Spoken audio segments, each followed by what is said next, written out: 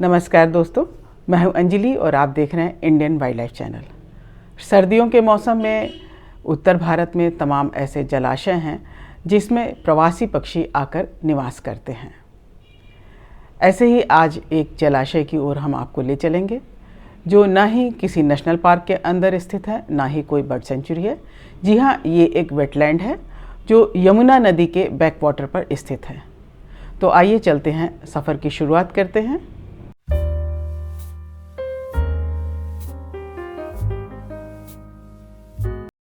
दिल्ली से करीब 40 से 45 किलोमीटर की दूरी पर स्थित ग्रेटर नोएडा के गौतम बुद्ध नगर में एक ऐसा वेटलैंड है जिसे सूरजपुर वेटलैंड के नाम से जाना जाता है। यहाँ पर हर साल तमाम तरह के प्रवासी पक्षी आकर निवास करते हैं। ये एक खूबसूरत स्थान है।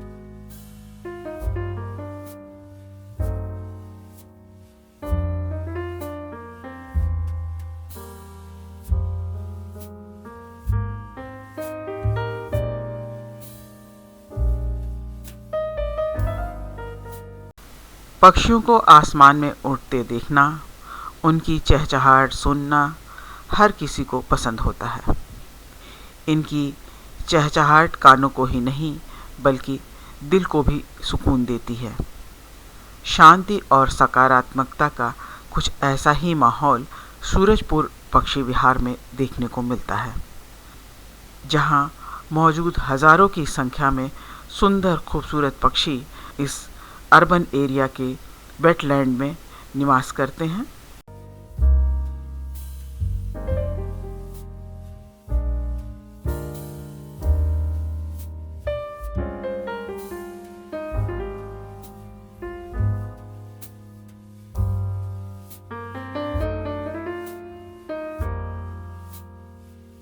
ये यमुना नदी का बैकवाटर है जहाँ पर वेटलैंड ये डेवलप हो गया है।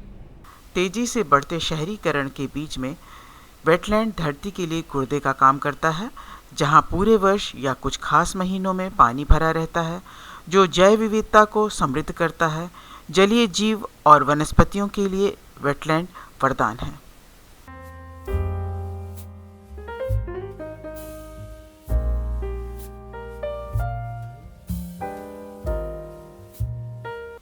और यही कारण है कि सूरजपुर वेटलैंड की महत्ता को समझते हुए उत्तर प्रदेश वन विभाग और WWF के संयुक्त प्रयासों से Noida industrial area development authority ने इस स्थान को बर्ड संरक्षण के लिए विकसित किया है।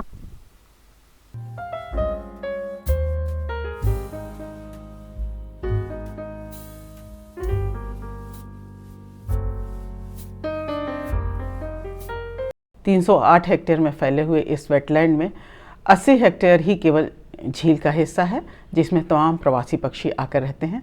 इसके अलावा जो बाकी का हिस्सा है उसमें अनेकों दुर्लभ पेड़ पौधे हैं, जंगली जीव जिसमें रहते हैं, बहुत सारी ऐसी दुर्लभ घास हैं जो केवल इसी वेटलैंड में पाई जाती हैं।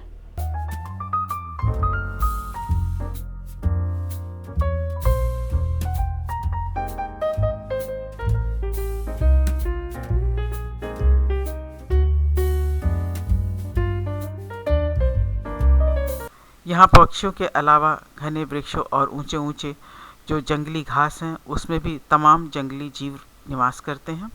ये एक खूबसूरत वेटलैंड है और प्रकृति की तमाम सुंदर नज़ारे यहाँ देखने को मिलते हैं।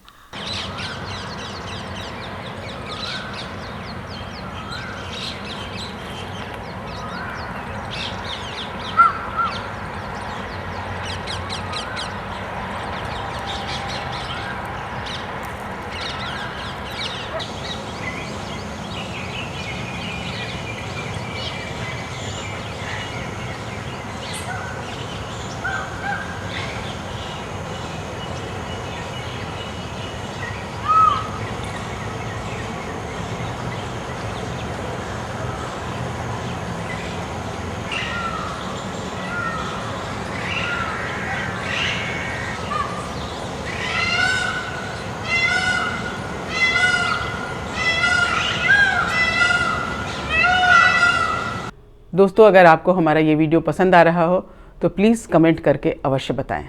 सूरजपुर वेटलैंड के नमी युक्त वातावरण जलीय पक्षियों के अनुकूल होने के कारण यहाँ करीब 180 प्रजाति के पक्षी पाए जाते हैं। कुछ तो इसमें से रेजिडेंट बर्ड हैं जो वर्ष भर यहाँ रहते हैं।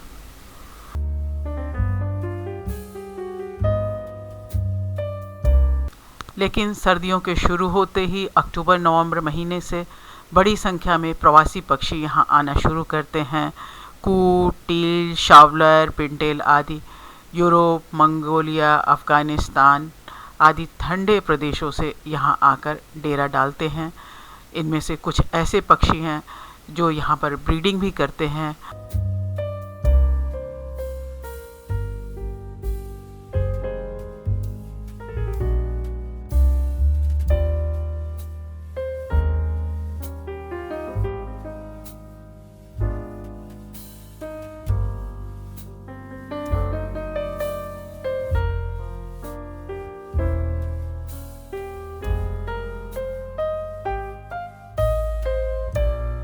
इस वेटलैंड में चूँकि अभी किसी तरह का नोटिफिकेशन नहीं हुआ है, तो यहाँ पर कोई एंट्री फीस नहीं है, ना ही किसी तरह का बोर्ड लगा हुआ है, पर सैलानी यहाँ बड़ी संख्या में आने लगे हैं।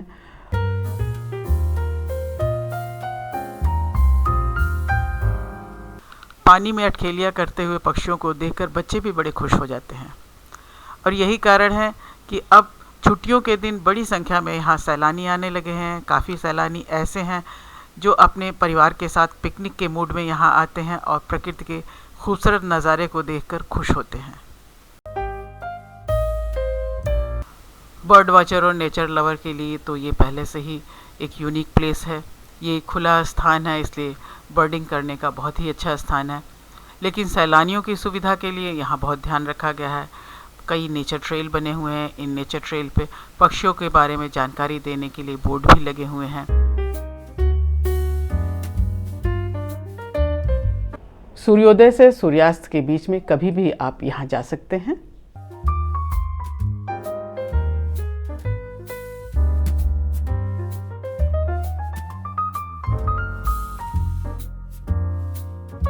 जब भी आप यहाँ पर जाएं तो अपने लिए खाने पीने का सामान अवश्य लेके जाएं, क्योंकि यहाँ आसपास में कोई रेस्टोरेंट्स वगैरह नहीं है।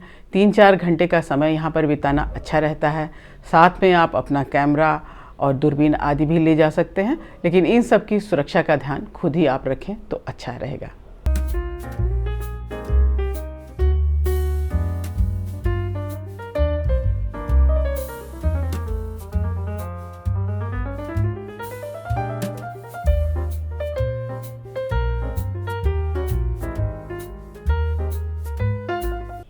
अगर आपको हमारा ये वीडियो पसंद आ रहा हो तो प्लीज़ लाइक कीजिए, शेयर कीजिए और सब्सक्राइब करना मत भूलिएगा। जल्दी ही हम आपको कहीं और लेके चलेंगे। तब तक के लिए नमस्कार।